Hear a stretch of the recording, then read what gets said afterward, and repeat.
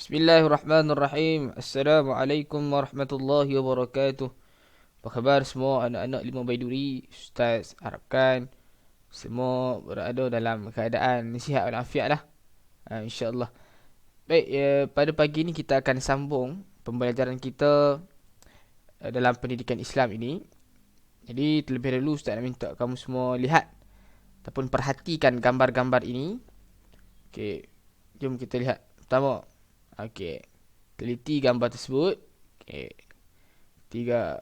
Yang keempat, okey, daripada gambar-gambar ini cuba kamu fikir apakah persamaan antara keenam-enam gambar yang Ustaz paparkan ini. Okey, betul. Gambar-gambar ini menunjukkan tulisan khat. Jadi insyaAllah pada pagi ini kita akan sambung pembelajaran kita dalam pendidikan Islam tahun 5, iaitu seni khat warisan bangsa. Baik, jadi anak-anak boleh buka buku teks ke surat 58. Baik, kita teruskan. Jom kita kenali apakah peralatan menulis khat. Jadi peralatan menulis khat ini terbahagi kepada dua. Yang pertama, peralatan tradisional. Peralatan tradisional. Yang kedua ialah peralatan moden. Peralatan moden. Jadi ada beberapa contoh ataupun jenis peralatan tradisional dan peralatan moden. Tapi sebelum Ustaz beritahu, Ustaz nak kamu fikirkan. Kamu beri idea pada Ustaz, apakah contoh-contoh ataupun jenis peralatan tradisional dan peralatan moden ini. Boleh tak kamu sebutkan? Antaranya ialah, betul, pen. Pen biasalah kita gunakan kan. Pensel pun biasa. Baik. Jadi betul lah tu. Okey. Jom kita lihat. Yang pertama, peralatan tradisional. Apakah peralatan tradisional? Peralatan tradisional ni ialah peralatan khat yang digunakan waktu dahululah. Yang dah lama dah. Cumanya sekarang ni kurang digunakan lah. Masih ada, cuma kurang digunakan. Kita banyak menggunakan peralatan moden yang baru. Okey, antara contohnya adalah buluh. Ni contohnya buluh. Yang kedua, peralatan tradisional ialah batang resam. Ni contoh gambar batang resam. Boleh lihat lah. Dalam buku teks pun ada. Boleh rujuk. Yang seterusnya adalah batang hijau. Ingat lah. Buluh, batang resam dan batang hijau. Macam mana bentuk batang hijau? Itu contoh. Contoh peralatan khat daripada batang hijau. Okey, batang hijau ni inilah antara alat-alat yang digunakan secara tradisi lah dulu dalam nak menulis khat. Baik, jelas lah. Baik, yang seterusnya peralatan moden. Peralatan moden ialah yang pertama pen. Ni biasa kita jumpa lah di mana-mana pun. Pen. Seterusnya adalah pensel. Pensel khat. Ustaz yakin kebanyakan daripada kamu pun dah ada pensel khat ni kan. Yang seterusnya ialah pen kaligrafi. Pen kaligrafi.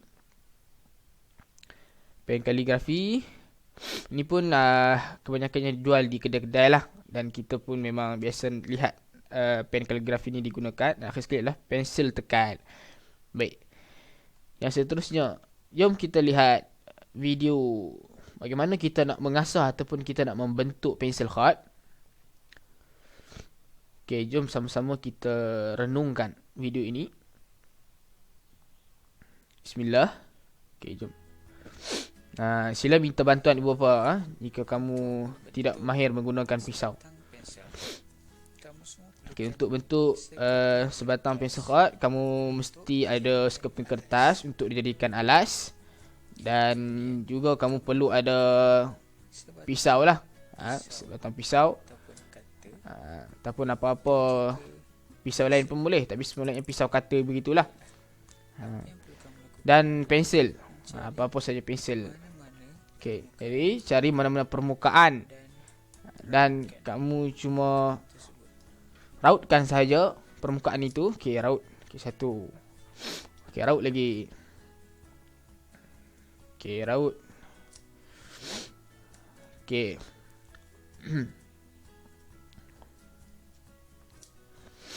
Okey. Okey, kamu boleh cuba buat di rumah ya. Dengan bantuan ibu bapa ataupun abang-abang ke adik-adik, hati-hati dalam menggunakan pisau ni, bahaya ya. Okey, kemudian terbalikkan. Terbalikkan permukaan yang bertentangan dengan permukaan yang kita rautkan tadi tu. Okey, kemudian raut lagi. Raut.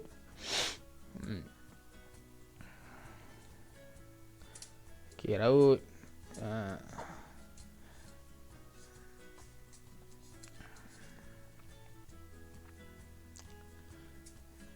Baik, kita dah nampak bentuk mata pensel khat tu. Jadi raut mata pensel tu yang kemas. Raut sehingga nipis mata pensel itu.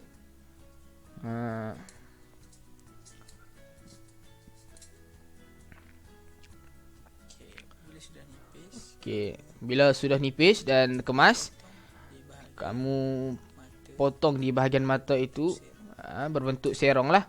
Serongkan mata pensel itu supaya kita dapat menulis khat lah. Boleh ya anak-anak? Okey, boleh cuba buat di rumah ya. Ambil sebatang pensel dan cuba rautkan untuk bentuk satu pensel khat, insya-Allah. Okey, jadi kemaskanlah di bahagian mata pensel tu. Dan kita dah dapat sebatang pensel khat. Okey, terbentuklah satu batang pensel khat. Baik. Teruskan. Apakah teknik penulisan khat nasah yang betul? Dalam penulisan khat ada teknik ataupun cara yang tepat lah. Bukan boleh kita tulis dengan ikut suka hati kita kan. Jadi antara teknik penulisan khat nasah yang betul, pertama cara duduk kita. Cara duduk. Okey.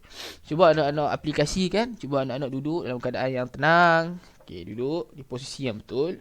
Okey. Okey, cara duduk dan kedudukan kertas. Mestilah dada menghadap ke meja. Dada menghadap ke meja. Kira-kira 180 darjah. Okey. Jadi kamu boleh ambil sebatang pensel dan kertas lah untuk buat sikit simulasi ataupun aplikasi. Kita nak aplikasikan teknik penulisan khat betul. Okay, ambil sebatang pen. Ambil sebatang pen. Okay, ambil kertas. Apa-apa saja kertas lah. Boleh saja ambil sebatang kertas. Ambil kertas dan letakkan di bawah ni.